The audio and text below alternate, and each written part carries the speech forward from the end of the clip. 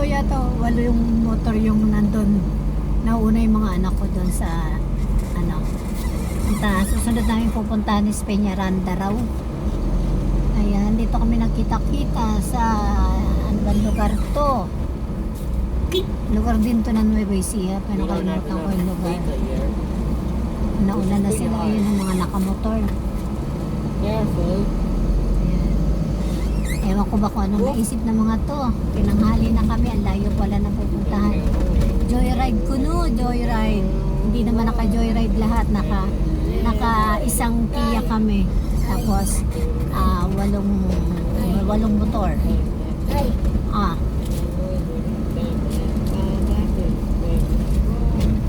Ali, sa palak? Oh. Yay!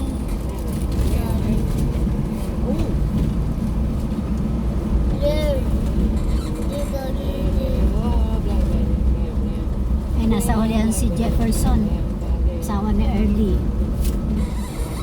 Nandun sa pangalawa sa kanya. Sino yun? Si Harvey yata yun. Tapos si EJ. Tapos si mga anak ni Lani. Tapos si Clark, si Early, sila Nilo. Ayun. Gave me Brazilian vibes. Ayan na, ayan na sila. Ayan. Ganda, tumpok na sila. Buti na lang walang checkpoint. You're right to send your line. Sa Tanay may checkpoint eh. Nung nagpunta kami, na checkpoint yung mga nakamotor. Binalikan lang nila Jeff. A little to the left.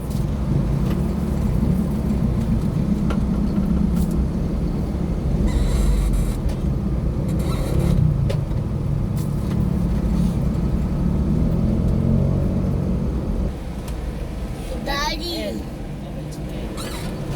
It's close. Ayan mga magpapagas ang mga nakamotor oh.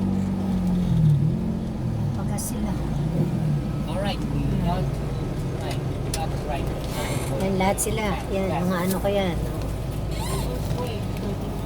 Mga magpapagas. Ayan si Clark. Si Early yun. Si Jeff. Ay mag-asawang Berpy at Nilo. Tapos nandun pa yung iba. Ayun pa. Yeah, boy. Wala nga sila, halos mapuno yung ano. O diba? You know what I like about the province?